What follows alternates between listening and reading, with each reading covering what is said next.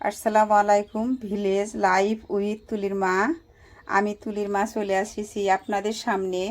আজ সকাল সকাল আমার রান্নাঘরে গাইস আপনারা দেখেন, আপনাদের সামনে আমি নিয়ে আসিছি এই গরমের সময় তো জেল মাছের ঝাল ঝাল ঝোল করব। দেখেন আমি একটু লবণ দিয়ে আর হলুদটা দিয়ে মাখায় রেখেছি। আর তারপরে যে উস্তা কাটিছি না, উস্তা দিয়ে দেখেন আমি কাঁচা লঙ্কা দিয়ে এ সব কিছু একই সাথে আমি কেটে পেঁয়াজ দিয়ে রসুন দিয়ে আমি একটা আলু দিছি। বেশি আলু দিলে উস্তাটা জড়িয়ে যায়, ওইটা খাইতে স্বাদ লাগে না। তাই আমি এভাবে কেটে গুছাইয়ে রেখেছি। এ দেখেন আমি মশলাটাও ওই যে জেল মাছের ঝাল ঝাল ঝোল করব না, মশলাটা বেটে রাখছি। এবারে আমি আমার উনুনের উপরে কড়াইটা বসাই দিয়েছি। দিয়ে গাইস দেখেন আমি এখন রান্না করব। আপনারা আমার সাথে থাকবেন, ভিডিওটা লাস্ট পর্যন্ত দেখার জন্য আপনাদের অনুরোধ রাখ। গাইস দেখেন এবার আমি তেল ঢেলে দিচ্ছি আমার কড়ার উপরে। এবারে আমি মাছটা দিয়ে দিব। দেখেন গাইস এই যে এভাবে নাড়াচাড়া করে নিচ্ছি।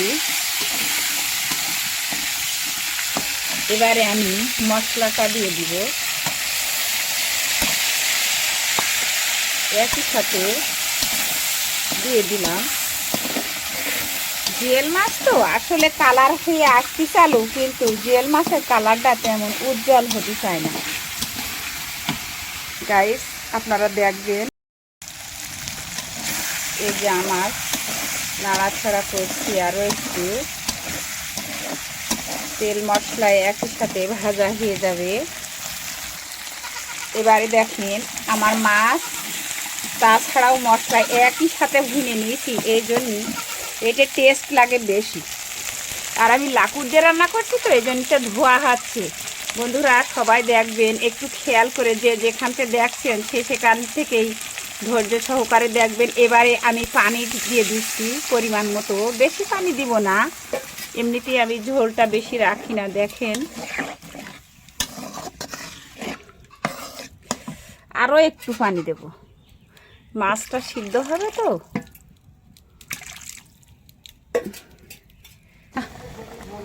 দেখেন গাইস এই যে আমার জিয়েল মাছটা রান্না করা প্রায় শেষ। দেখেন আসলে ধোয়ার জন্যই দেখা যাচ্ছে না। জিয়েল মাছের ঝাল ঝাল ঝোল ঝোল রান্না করছি। দেখেন গাইস এবারে আমার জিয়েল মাছের ঝাল ঝাল ঝোল রান্না করা হয়ে গিয়েছে। এবারে আমি নামাবো। আমি জিরাটা যে খোলার উপরে দিয়েছি, জিরেটা দিয়েছি। এবার জিরেটা ভেজে নিচ্ছি আমি। জিরে ভেজে দিলি কি যে জিয়েল মাছের সেন্টটা গ্রানটা বেশি আসে। বুঝেছেন, গরম হয়ে গিয়েছে চুলোর উপরে। এই যে আমার সেই ঝাল ঝাল ঝোল রান্না করা হয়ে গিয়েছে। গাইস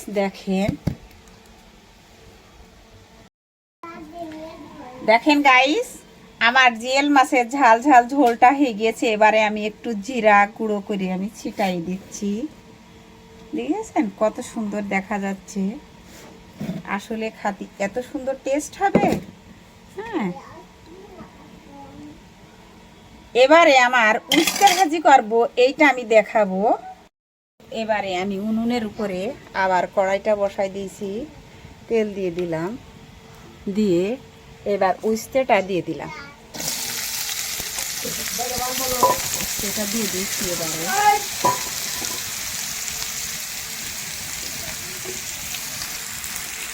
এবারে আমি স্বাদ মতন লবণ দিয়ে দিলাম।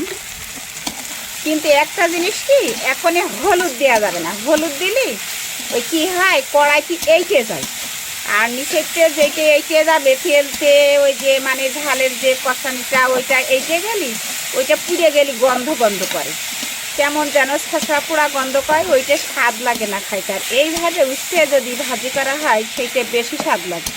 এইটি আমার মায়ের কাছ থেকেও শিখা, আমার দাদি রান্না করতো তাও আমি শিখেছি এইভাবেই। আমাদের ওইভাবেই রান্না করেছে, আমি এখনও রান্না করছি। আমি কিন্তু অনেক বয়স্ক হয়ে গেছি, ছেলে মেয়ে অবশ্য বিয়ে হয়নি, তুলিরে বিয়ে দেবো, শুভরে বিয়ে দেবো, এইভাবেই রান্না করবো। আর সবাই আসলে আমার উস্তে ভাজিটা পছন্দ করে, বলে কি হেভি টেস্ট হয়। আসলে আমি টেস্ট করে উস্তা ভাজি করি, কালারটাও ভালো আসে। এরপরে যখন আমি হলুদের গুঁড়ো দিয়ে দেবো তখন হেভি সুন্দর কালার চলে আসবে। বন্ধুরা আপনারা সবাই দেখবেন আমার উস্তে ভাজিটা আমি কিভাবে করি। ওই দো ভাত খান। দেখেন গাইস, এবারে আমি হলুদের গুঁড়ো দিয়ে দেব।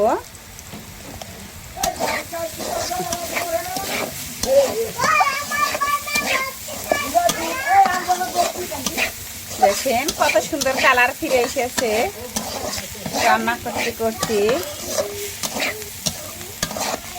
দেখেন আমার মতো করে আপনারা সবাই এইভাবে উস্তে ভাজি করবেন, আসলে খাইতেও যেমন টেস্ট লাগে। উস্তে ভাজিতে কি যে একটু রসুন বেশি দিতে হবে, পেঁয়াজ বেশি দিতে হবে, আলু বেশি দিতে হয় না। অল্প ছোট্ট একটা আলু দিয়েছি, আলু দেখাই যাচ্ছে না। দেখেন কত সুন্দর কালার এসে গেছে। এবারে আমি নামিয়ে ফেলছি, উস্তে ভাজি হয়ে গিয়েছে। বন্ধুরা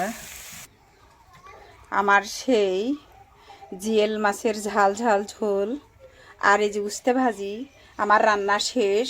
বন্ধুরা আপনারা যে যেখান থেকে দেখছেন সেখান থেকে আমার জন্য দোয়া করবেন, আমি নতুন নতুন যেন এরম রেসিপি আপনাদের সামনে আনতে পারি। আর তাছাড়াও লাইক কমেন্ট শেয়ার করে দেবেন। বন্ধুরা মা তুলনার লোক হলে মারা সবাই সাবস্ক্রাইব করে দেবেন, মেয়ের বয়সের লোক হলে মেয়েরা সবাই দেখে আমারে সাবস্ক্রাইব করে দেবেন, অনুরোধ থাকলো।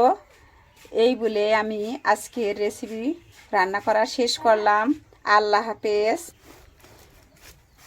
বন্ধুরা ভালো থাকেন, সুস্থ থাকেন, আপনাদের জন্য দোয়া রইল, এই আমার কামনা। আল্লাহ হাফেজ, ধন্যবাদ রাখলাম।